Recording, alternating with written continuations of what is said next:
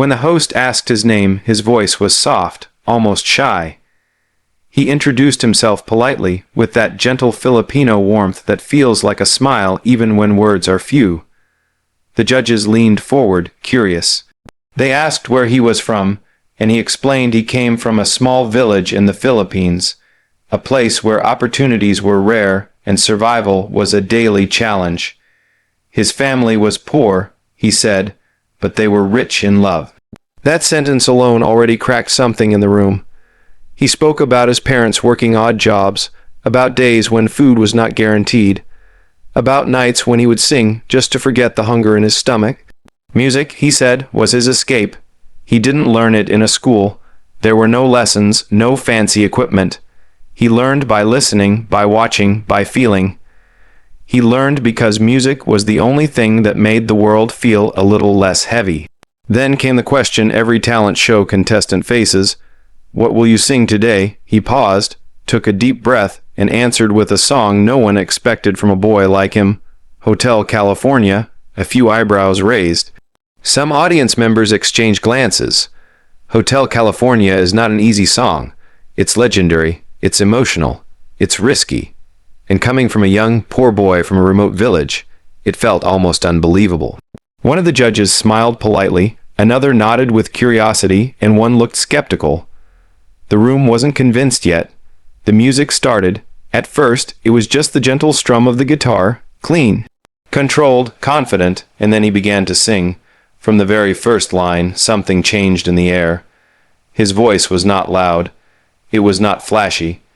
But it was deep, raw, and painfully honest.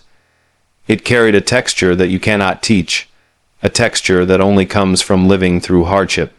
Every word felt lived, not memorized. It didn't sound like a boy trying to impress judges. It sounded like a soul telling its story through someone else's lyrics. The audience fell silent. As he moved through the verses, his confidence grew. His voice soared, then softened, riding the melody like he had been born to sing this song. The judges' expressions changed one by one. The skepticism faded. The polite smiles disappeared. What replaced them was shock. One judge slowly covered her mouth, eyes filling with tears. Another leaned back, shaking his head in disbelief. This was not supposed to happen. This was not how auditions usually go. This was supposed to be just another contestant. But it wasn't. When he reached the chorus, his voice cracked slightly, not from lack of skill, but from emotion. And that crack did something powerful. It reminded everyone that this was real.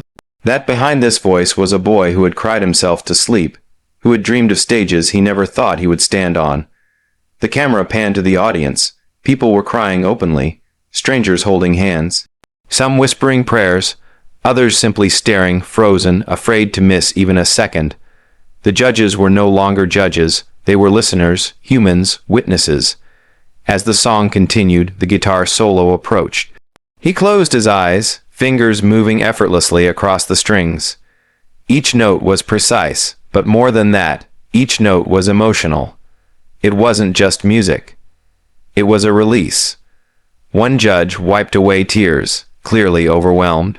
Another leaned toward the golden buzzer, hand hovering, unsure, waiting for the right moment. The tension was unbearable. Then came the final lines. His voice softened again, almost like a goodbye. The last note hung in the air, trembling, before fading into silence. For a second there was nothing. Then the entire theater exploded. The audience jumped to their feet, screaming, clapping, crying. A standing ovation so loud it felt like the walls were shaking. The boy stood there, stunned, eyes wide, breathing heavy, not fully understanding what was happening.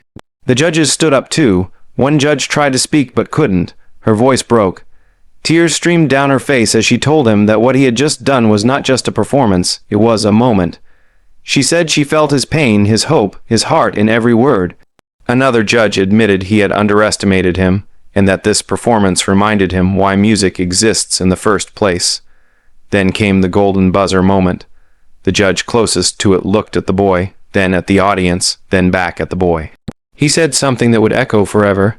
He said talent can be taught, but soul cannot, and what this boy had was soul. Without another word, he slammed the golden buzzer. The sound rang through the theater like thunder. Golden confetti rained down from the ceiling, covering the stage in shimmering light. The crowd screamed even louder. The boy froze, then dropped to his knees, hands over his face, sobbing uncontrollably. He wasn't crying because he won something. He was crying because for the first time in his life, the world had seen him. The judges rushed to the stage, embracing him. One whispered that his life had just changed forever. Another told him that this was only the beginning. Through tears, he tried to speak. He thanked his parents, his village, his country.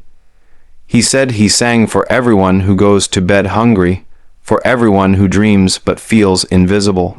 He said he wanted to prove that where you come from does not define how far you can go. The audience cried even harder. Backstage interviews later revealed more of his story. How he used to sing on the streets to earn a few coins. How he practiced with a broken guitar missing strings. How neighbors would gather just to listen because his voice made them forget their problems, even if only for a few minutes. Clips of the performance spread like wildfire across the internet. Millions of views in hours, comments from around the world. People calling it the most emotional audition they had ever seen. Musicians praising his tone. Parents hugging their children a little tighter. Dreamers feeling brave again. This wasn't just a viral moment. It was a reminder that talent can come from anywhere, that greatness does not need wealth, that sometimes the most powerful voices come from the quietest places. And as the golden confetti settled and the lights dimmed, one thing was clear. This poor Filipino boy was no longer invisible. His voice had opened a door, just like in the song he sang. And this time, when he walked through it, there was no turning back.